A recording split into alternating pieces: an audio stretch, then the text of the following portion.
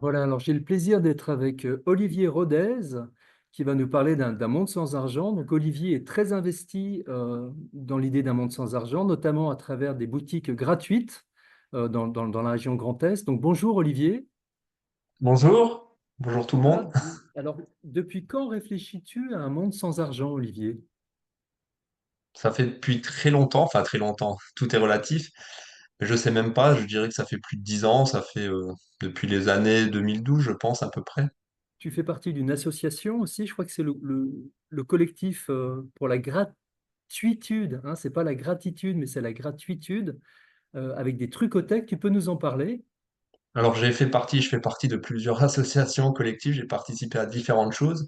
Donc là, il y a deux choses différentes. Il y a l'association motrice, qui veut dire Mouvement pour une transition intelligente de la société. Donc, il y a pour objectif de participer à la mise en place d'une structure sociétale soutenable qui soit viable pour nous et les futures générations. Donc, il y a toute une partie réflexion et toute une partie action concrète pour se diriger vers un futur vivable, enfin soutenable, comme je disais. Et parmi ces actions, il y a eu et il y a toujours la mise en place et l'animation de trois magasins gratuits qui s'appellent les Trucothèques, donc au sein de la ville de Metz. Et je fais partie aussi d'un collectif de personnes qui ont envie que la gratuité se développe de plus en plus. Donc là, on l'a appelé, c'est ça qui s'appelle le collectif Gratitude.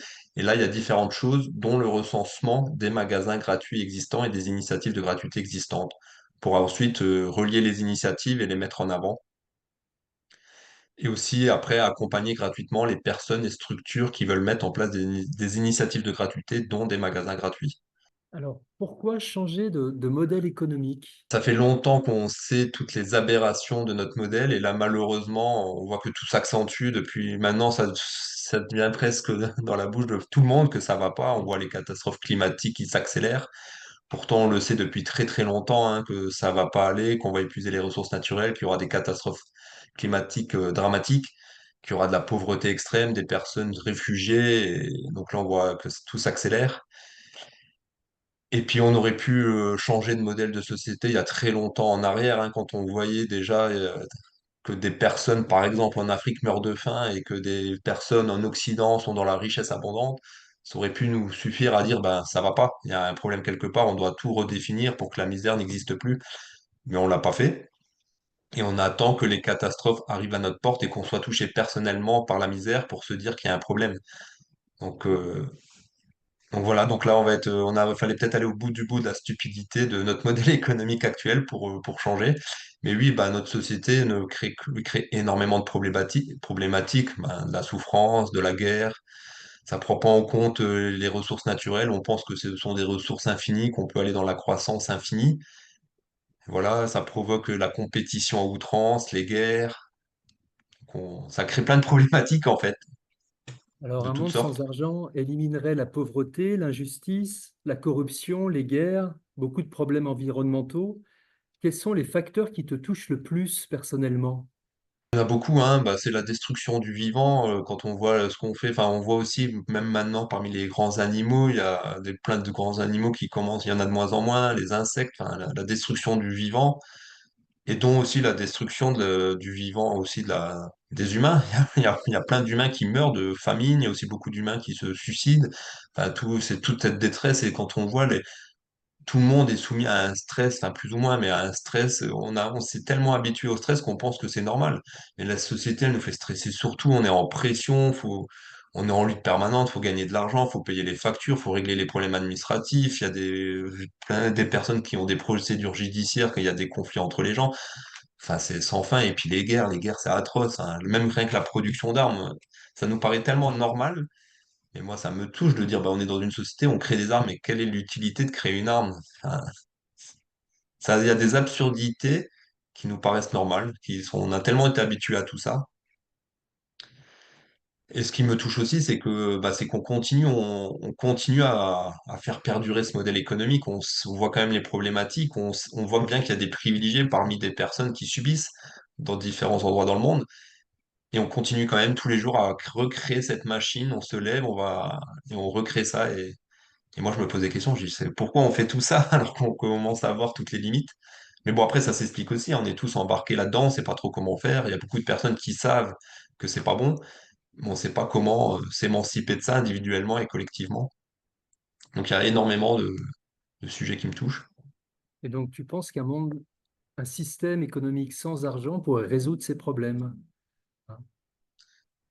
C'est tout un état d'esprit, une volonté, une organisation qui soit soutenable, qu'on se projette dans l'avenir à court terme, moyen terme et très long terme. Il y a plein de choses à mettre en œuvre pour simplement aller simplement vers du bon sens. En fait, c'est pas si compliqué, c'est vers du bon sens. Et donc, l'argent, c'est un des paramètres parmi d'autres, hein. Mais l'argent, effectivement, c'est un paramètre, ça n'a plus aucun sens. Enfin, pour moi, hein, ça n'a plus aucune utilité, aucun sens. C'est une problématique, une complication. Donc oui, si on veut aller vers une société saine, la notion d'argent disparaît automatiquement. Et ça, effectivement, et c'est ça plus d'autres choses qui permettent de régler les problématiques. Parce qu'en gros, pour régler les problématiques, il faut arrêter le monde de la compétition, du chacun pour soi, comme si on était en guerre les uns contre les autres, où il faut lutter pour réussir. Et si on réussit pas, on est mis de côté, quoi, on est en souffrance et compagnie. Et en fait, c'est simplement passer de ça à du bon sens, à coopérer les uns avec les autres, donc dire on est ensemble au lieu d'être les uns contre les autres. Et si on est ensemble, pourquoi se facturer? On n'est pas obligé de se facturer. Si on produit de la nourriture et dit bah là, il y a des pommes, pourquoi remettre ah non, avant de prendre la pomme sur l'arbre, tu vas me donner un billet. Donc non, ça c'est une complication qui n'a plus lieu d'être et qui éviterait beaucoup de problèmes, effectivement. Alors, comment vivent concrètement les gens dans le monde que tu conçois? Donc, comment s'organise la politique en premier lieu? Il y a un président, il y a des assemblées régionales, locales, des référendums. Comment tu vois la politique? Je me suis un peu renseigné à différents modèles, différents courants de pensée pour un monde sans argent. Après, moi, je suis intéressé par tout et ça se rejoint. Après, c'est juste des petites différences selon les individus. Mais pour moi, le modèle qui me parle le plus, même s'il y en a d'autres, hein, et celui dont je vais parler, il est bien entendu évolutif. Je crois beaucoup en l'économie basée sur les ressources. Donc, c'est Jacques Fresco qui est décédé à plus de 100 ans, qui, dans les années 30, 40, je crois, il avait déjà vu les modèles, les limites du modèle de société et il a réfléchi à une société soutenable et il a réfléchi à un concept d'économie basée sur les ressources et ça me parle beaucoup. Et dans ce modèle, par exemple, il y a beaucoup de choses qui n'existeraient plus comme l'argent, la notion d'emploi, les frontières entre les pays. Donc la notion même de pays n'existerait plus. Et du coup, dans ce modèle, là, il n'y a plus de président, il n'y a plus de maire, il n'y a plus d'élus. Toutes ces notions disparaissent également. Et comment les décisions se prennent? C'est beaucoup par la méthode scientifique. Donc c'est un changement de courant de pensée, ça peut faire paraître un peu bizarre quand on s'y est pas intéressé, mais par exemple si on veut dépolluer la mer Méditerranée, plutôt que de demander de l'avis subjectif de personnes qui ne sont pas forcément compétentes comme des politiciens, c'est l'analyse de la méthode scientifique qui va dire ben, il y a la méthode A, la méthode B, la méthode C pour dépolluer la mer. Et on va simplement, c'est la méthode scientifique qui va déterminer la meilleure méthode. Et au début, peut-être qu'on pourrait tellement on n'est pas habitué à ça, on a peut-être le besoin d'être rassuré et de dire il faut qu'on décide quand même nous-mêmes et que ça soit pas la méthode scientifique qui détermine les choses. Ça pourrait être par exemple une démocratie directe. La méthode scientifique dit bah, il y a la solution A, la B, la C, la D, et après on soumet ça aux gens pour qu'ils décident ensemble, par un système de vote ou autre, quelle est la meilleure méthode pour dépolluer la mer. Et au bout d'un moment, je pense que les gens ils verraient que la méthode scientifique est neutre, objective, n'est pas soumise à interprétation, donc il y aurait une confiance et on pourrait dire, bah non, bah c'est, si les scientifiques, via la méthode scientifique, déterminent que c'est comme ça qu'il faut régler le problème, bon, on va aller vers ça, sans faire des notions subjectives par des personnes qui n'y connaissent pas forcément, ou un vote par des personnes aussi qui peuvent, si on vote une solution mais qu'elle n'est pas bonne, est-ce qu'on l'applique quand même? Alors, comment s'organise la propriété et l'accès au logement donc dans une société sans argent? Que deviennent les locataires actuels, les propriétaires aussi actuels, les célibataires, les familles, l'héritage? Comment tu conçois le logement? Donc, on passe dans une société sans argent. Évidemment, il y a des gens maintenant qui sont, par exemple, banquiers, célibataires et qui vivent dans un très, très grand appartement. On a des familles qui vivent dans des petits appartements. Comment est-ce que tu vois le logement dans cette société sans argent? Il y a beaucoup de concepts qui seraient différents. Souvent, on fait des projections sur notre façon de faire, sur l'avenir. Et là, ça serait vraiment très différent. Déjà, il y a plein de notions comme un banquier, ça n'existerait plus non plus. Et après, par rapport au logement, même la notion de propriétaire, locataire n'existerait plus parce que pour qu'il y ait un propriétaire ou un locataire, il faut qu'il y ait quelqu'un qui possède quelque chose et qui loue à quelqu'un d'autre. Et ça, en fait, ça serait le bien commun. Déjà, ça partirait sur les ressources naturelles de la planète Terre, tout part de ça. Donc, pour créer un logement, pour créer une voiture, enfin un moyen de locomotion, pour créer des choses, on a besoin de ressources naturelles, des minerais. Donc, ça serait considéré comme un héritage commun à tous les peuples sur Terre. Ça n'appartient plus à des personnes ou à des pays, c'est à tout le monde. Il y a un calcul, ce qui est hyper important, c'est le calcul de ces ressources naturelles pour pouvoir les utiliser intelligemment, de manière pérenne, sans les épuiser à très long terme. Et après, ce qu'on produit, c'est mis en commun. Une perceuse, au lieu de la posséder, ça va être mis en commun. Et par rapport au logement, ça, les logements, enfin, après, j'ai pas les réponses à tout, je me suis pas projeté non plus sur tout. Mais pour moi, les logements, ça serait plus, ça serait appartiendrait à ça serait aussi à la communauté, ça serait à l'humanité. Et après, il y aurait des logements disponibles et c'est les gens, en fonction de leurs envies, il y a des personnes ou des familles qui préféreront vivre dans des maisons, d'autres qui préféreront vivre dans des logements plus petits, dans des appartements pour avoir accès à des choses, par exemple, dans l'immeuble, accessibles plus facilement. Et le nombre de logements serait aussi produit de manière intelligente aux fonctions du besoin, et pas qu'il y ait de personnes dans la rue, et inversement, pas qu'il y ait trop de logements produits et qu'il y ait des logements vacants. Et après, ça serait simplement via une méthode à mettre en place intelligente, bah, de dire en fonction de ce que les gens ils veulent, bah, ils l'ont. Et gratuitement, c'est l'économie de l'accès. Si on a besoin d'un logement, il y a un logement qui a été produit et on peut l'utiliser. Et on pourrait après y rester 3 semaines et changer facilement de logement, que le logement soit disponible et que d'autres personnes l'utilisent. Et que ça peut, il y a des personnes qui resteraient à long terme dans un logement. Et si on veut changer régulièrement, même toutes les semaines, tous les mois, tous les ans, bah, ça serait possible facilement, sans signer de bail, sans aller voir un notaire, sans signer des papiers, sans histoire d'assurance. Ça se ferait très facilement en fait. Mais c'est toute une mentalité qui... Et tout le monde serait libre, vraiment, tout le monde serait libre. Là, beaucoup, le logement, c'est subi. Il y a beaucoup de gens qui vivent à des endroits qui n'ont plus envie, mais c'est compliqué de déménager. Il y a des personnes qui aimeraient un logement plus petit qui arrivent pas forcément, ou inversement, des logements plus grands qui arrivent pas. Enfin, ça aussi, le logement est beaucoup parfois subi. Comment s'organise le travail dans une société sans argent d'après tes idées?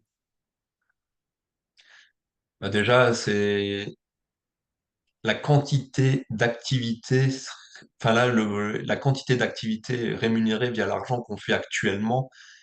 La très, très, très, très grande majorité n'existerait plus. Tout ce qui est en lien avec l'argent, donc là, c'est une quantité astronomique. Tout ce qui est banque, assurance, agent immobilier, tout ce qui est comptabilité financière, marketing pour vendre des produits, bah, tout ce qui est aussi police. Enfin, il y aurait dans un monde intelligent, il y aurait beaucoup moins de violence, beaucoup moins de problématiques. Enfin, il y a énormément, je pense, je dis comme ça, j'ai pas fait de calcul, mais il y a au moins plus de 90% des activités rémunérées actuellement qui n'auraient plus lieu d'être, voire beaucoup plus. Et aussi, il y a des choses qu'on fait, il y a différentes entreprises en compétition qui vont faire la même chose.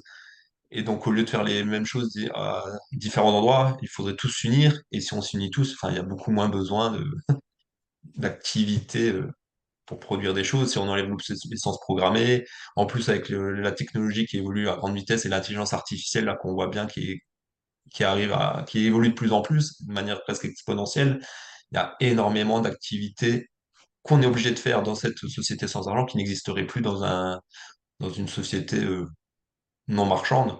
Donc il y aurait très peu, beaucoup moins d'activités. Donc les personnes s'organiseraient, enfin, on verrait un peu les tâches qu'il y aurait à faire et les gens le feraient avec plaisir. Par exemple, s'il y a des systèmes non automatisés, s'il faut aller ramasser les poubelles dans la rue, et ben, ça serait des personnes volontaires qui ont envie de le faire. Parce que si on le fait tous les jours, chaque journée, tous les jours, bah, ça devient une corvée, on n'a pas envie. Et si c'est fait de manière ponctuelle pour participer au bien commun, avec un roulement, dire bah, moi je veux le faire une fois par semaine, une fois par mois, bah, on s'organiserait pour faire les activités nécessaire. Et après, chacun serait libre de choisir librement ses activités, de participer à ce dont il a envie, le temps qu'il a envie, et d'organiser la société là-dessus en faisant des roulements. Et donc, combien d'heures par jour de travail tu Ça, c'est imagines? libre à chacun. C'est libre à chacun. Après aussi, il y a la notion de travail. Qu'est-ce qu'on entend par travail? Il y a différentes définitions parce que s'occuper d'enfants, enfin de ses enfants, est-ce que c'est un travail? Faire le ménage chez soi, est-ce que c'est un travail? Donc après, ça serait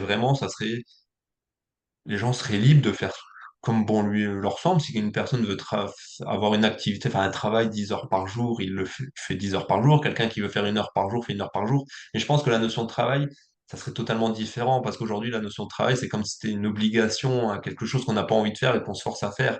Alors que dans une société intelligente, un travail, c'est fait parce qu'on a envie, en fait, on le fait avec plaisir. Donc, si ça se trouve, on pourrait énormément travailler, mais parce que ça serait fait avec plaisir. Et tout le monde serait libre. C'est ça aussi, quand on fait un travail forcé, et ben, on est contraint, on n'est vraiment pas motivé. Et quand on est libre de faire ce qu'on veut, de contribuer à la société, au bien commun de la façon dont on veut, on est très motivé. Et après, les gens pourraient aussi se former dans les domaines qu'ils le souhaitent, changer quand ils veulent. Enfin, ça serait vraiment sur la liberté individuelle les gens font ce qu'ils veulent. Et en plus, si la quantité de travail, elle diminue énormément et qu'on organise les choses intelligemment, bon, on pourra organiser ça, je pense, assez facilement. Alors, par rapport à l'accès à la nourriture, comment tu conçois les choses? Il y aura des centres alimentaires où on peut servir à volonté, par exemple. Comment tu conçois le fait de pouvoir se limiter? Et on aura une carte, par exemple. Comment tu vois l'accès à la nourriture dans une société sans argent? Ça, sur la nourriture ou les objets, aucune imitation, pas besoin d'imitation. Ça aussi, c'est une projection. Comme dans notre système basé sur l'apparence, sur la possession, c'est ça, c'est un marqueur social de réussite. Donc, automatiquement, les gens veulent beaucoup, veulent posséder. C'est des dysfonctionnements psychologiques après. Et dans une société saine, ces dysfonctionnements n'existeront plus et il y aura aucune nécessité d'avoir une grande voiture pour épater les autres ou de posséder plein de choses. Ça sera presque, quand on voudra trop posséder, ça sera plus considéré comme une maladie, se demander mais pourquoi cette personne veut posséder tant de choses alors qu'il n'y a pas besoin. Donc les gens n'auront pas besoin, là aussi la nourriture, on consomme beaucoup de nourriture parce qu'on est stressé, on est triste, on se réfugie ben, par exemple dans la nourriture. Donc là, ça serait une production intelligente. On enlève tous les packaging, on enlève tous les produits transformés. Enfin, il pourrait en avoir, mais ça serait quand même différemment. Là, il y a beaucoup de choses toxiques, de pesticides. Et pour la production, je pense que ça serait aussi à déterminer, toujours par exemple par la méthode scientifique, comment produire intelligemment, sans gaspiller, sans qu'il y ait une grosse partie de la production comme actuellement qui est détruite. Et ça serait par exemple bah, de la permaculture associée avec des fermes verticales en hydroponie, aéroponie, mais de manière sans, toujours en calculant par rapport à l'énergie qu'il faut, les ressources qu'il faut pour pas aller au-delà des capacités porteuses de la planète Terre. Et avoir des productions de nourriture qui permettent l'abondance assez facilement et après, les gens, ils viendront en fonction, ils viendront chercher gratuitement. C'est très simple, en fait. On a été tellement habitué à faire la file d'attente dans les supermarchés à attendre. Et tout ça, c'est des pertes de temps et je pense, que c'est des milliards d'heures par jour que l'humanité gaspille en lien avec l'argent. Et si on produit des courgettes, bah, il y a le lieu de production des courgettes. Il y a des personnes après qui, tout simplement, qui viennent chercher les légumes. Ou après, il y a la redistribution dans des lieux plus proches des habitations et les gens viendraient chercher tout simplement. C'est en fait c'est de la simplicité à l'extrême et les gens n'auraient pas besoin, il n'y aurait pas besoin de mettre un système de limitation parce que les gens prendraient ce qu'ils ont besoin, un point barre. Il n'y Alors, aurait aucune raison de posséder 50 000 courgettes chez soi ou 40 ordinateurs, il n'y aurait aucune raison. Parce que tout serait accessible gratuitement, la nourriture, si on a besoin d'un ballon de foot, pas besoin de le posséder chez soi, il y aurait des terrains de foot et les ballons seraient à côté du terrain. Donc les gens qui veulent jouer au foot, ils utilisent le ballon qui est sur place, quand ils n'ont plus besoin, ils le laissent et d'autres viennent l'utiliser après, et ça serait comme ça pour tout. comment tu conçois l'éducation des jeunes dans une société sans argent? Alors il y a l'éducation des jeunes, mais de tout le monde, hein, parce que ça serait plus le format classique, éducation, emploi, retraite. Ça serait l'école de la vie toute la vie et chacun ferait comme bon lui semble. On pourrait se former quand on a envie, participer aux activités et ça serait même mélangé quand on participerait aux activités, en même temps on se formerait. Donc bien, enfin pour moi bien entendu l'éducation nationale et comme beaucoup d'autres institutions n'existerait plus. Pour moi ce sont des organisations totalement archaïques, obsolètes.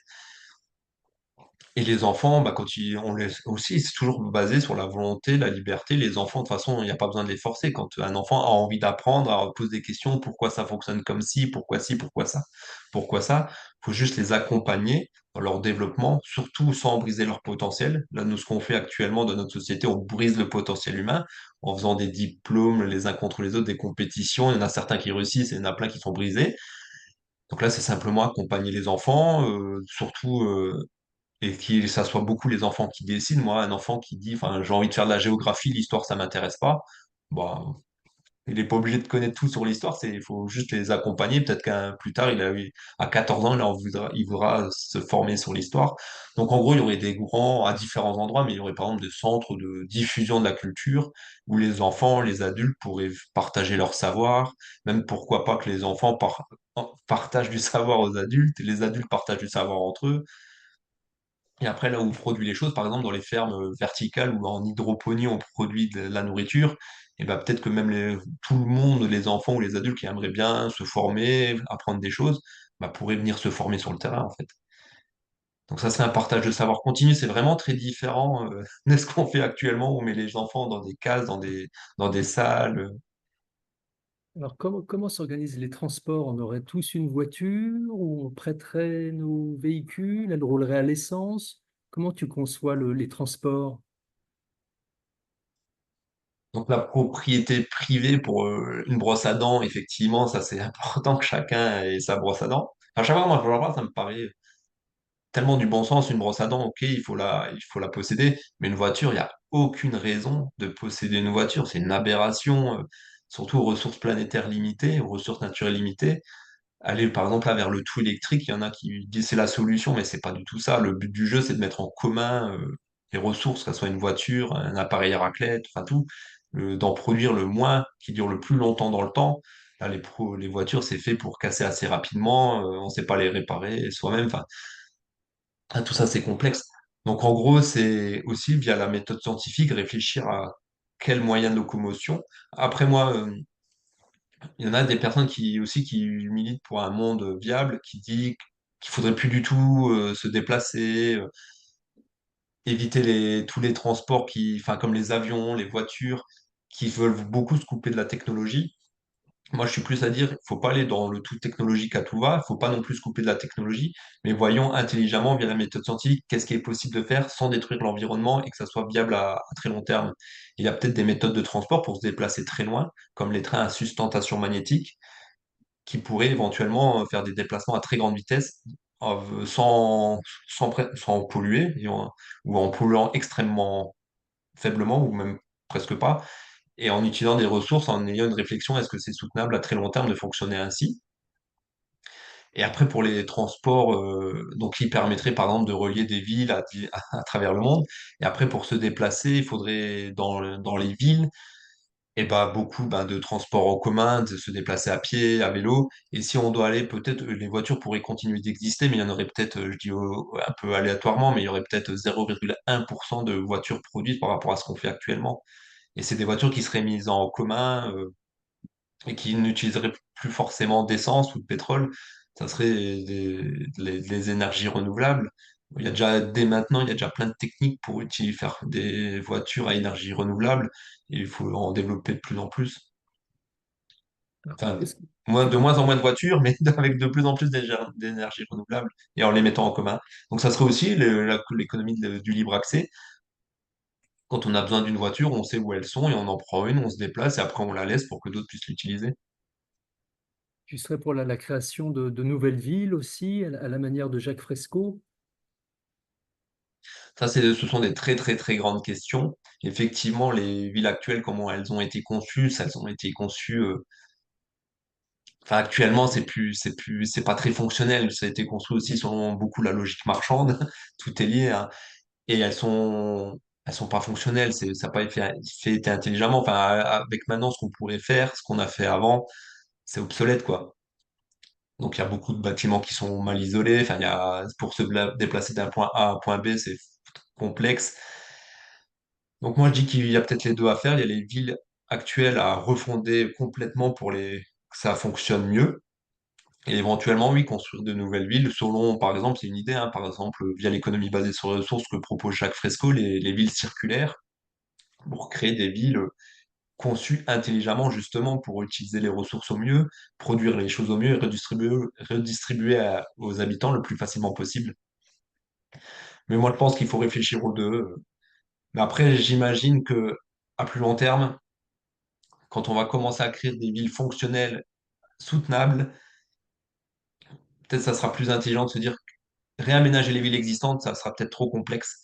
Donc peut-être qu'il y aura de nouvelles villes qui seront créées, on démontera les villes actuelles pour récupérer les ressources. Ça paraît très futuriste dit comme ça, mais après toujours en calculant ce qui est le mieux au niveau restauration de l'environnement, que ça soit le plus soutenable possible, en faisant des analyses scientifiques, ne pas y aller les yeux fermés en faisant n'importe quoi. Si les analyses scientifiques disent créer une nouvelle ville, ça crée trop de complications, ben, il ne faut pas créer une nouvelle ville. Mais peut-être que via la méthode scientifique, ça dira pour subvenir à nos besoins, on en a besoin quand même de se loger, de se chauffer, de manger, pour produire, pour pouvoir accéder à nos besoins. Peut-être que la méthode la plus intelligente sera parfois de créer de nouvelles villes.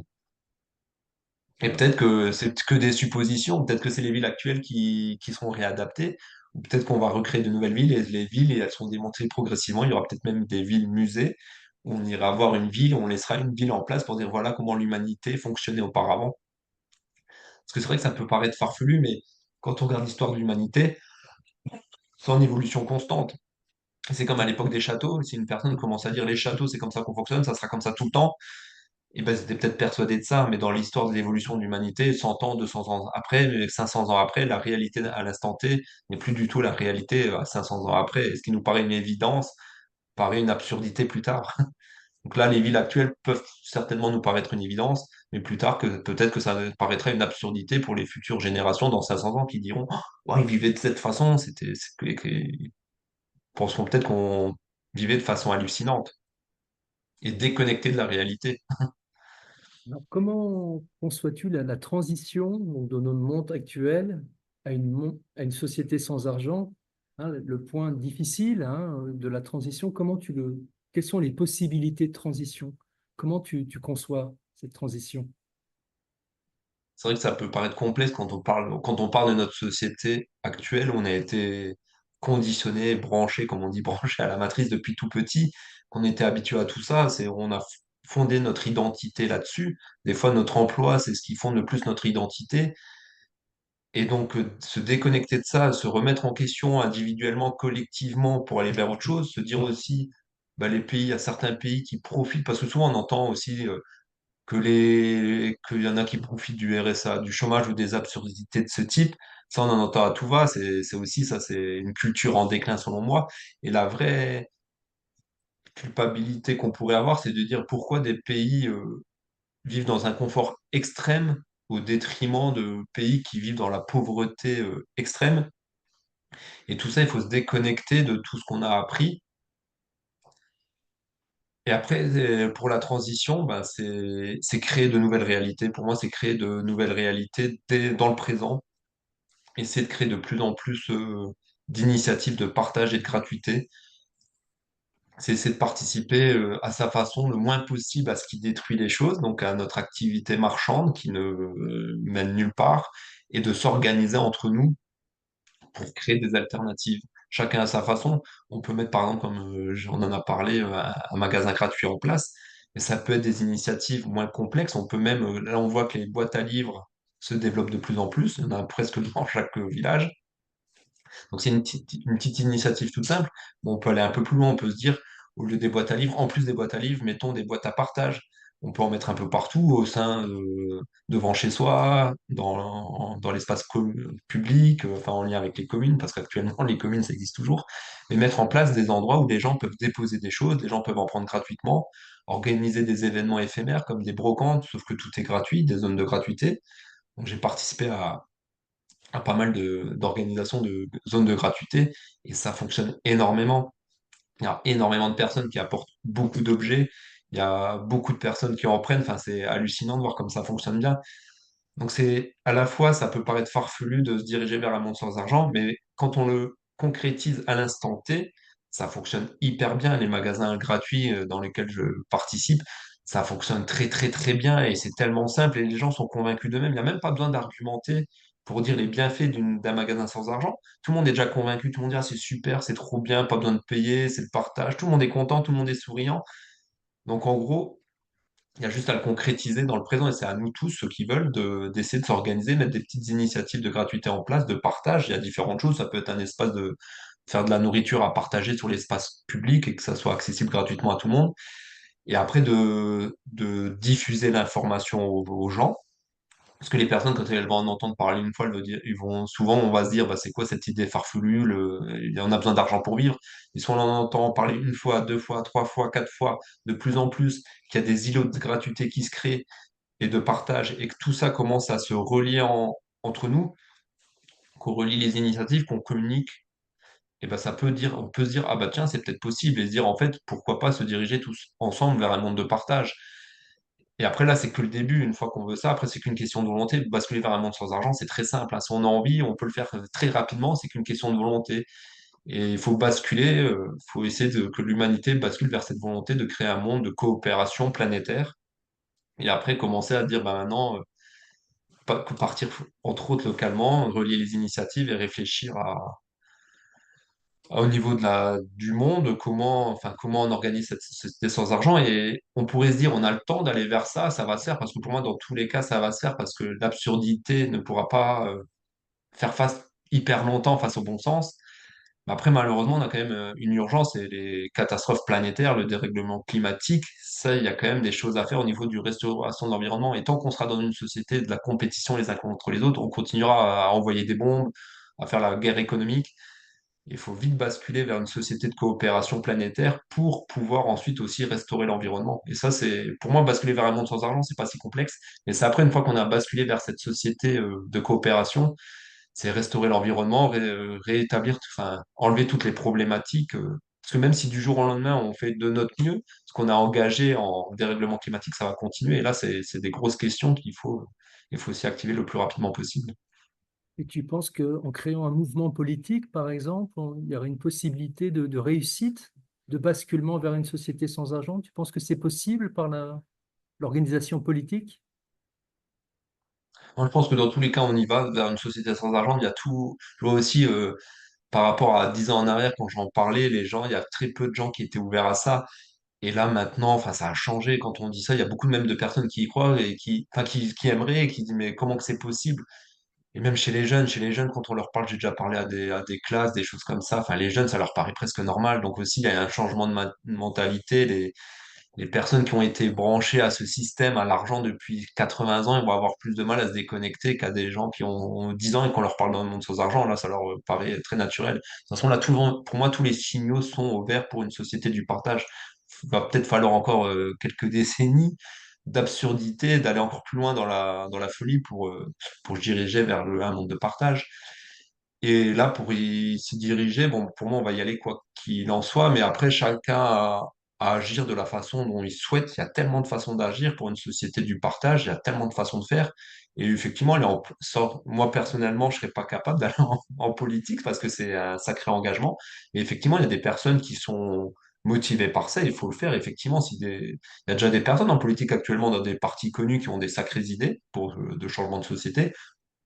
Et oui, créer des partis politiques, ça a des personnes motivées, il faut le faire, faut expérimenter, il faut essayer de créer plein de choses selon ses envies. Il y a des personnes qui vont créer carrément des lieux de vie différents, des écolieux, éco-villages, et souvent, très souvent, souvent ils sont à fond pour un monde de partage et de coopération.